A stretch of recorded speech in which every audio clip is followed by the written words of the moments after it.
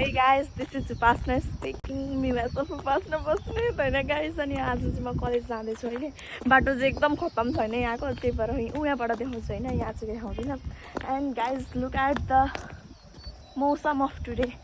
guys by the way मैले मेरो रङ पनि काटिहालेँ होइन अब के गर्नु कलेज जानु पऱ्यो ग्रुमिङ त देखाउनै पऱ्यो कपाल पनि कलर गरिहालेँ कालो colour and by the way today I am making this vlog किनकि आज चाहिँ मेरो फ्रन्ट अफिसको प्र्याक्टिकल छ होइन हिजो राति मैले 12:30 बजीसम्म उठेर आफ्नो लेखेको छु होइन मतलब त्यो नोट जुन कन्भर्सेसन हुन्छ नि हो त्यो लेखाएको छु आज चाहिँ रिजर्भेसन र के पो त हो खै के को थियो होइन आज चाहिँ अनि त्यस पछाडि मेरो bag बिग्रेछ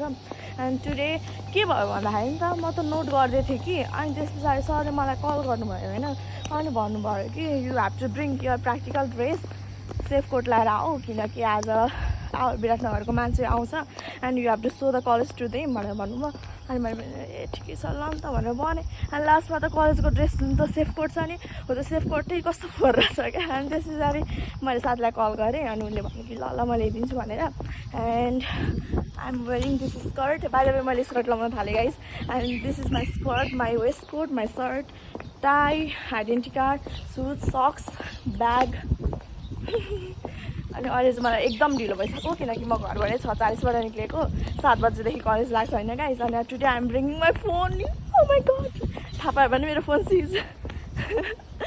so this is Morang सरकारी hospital bye guys see you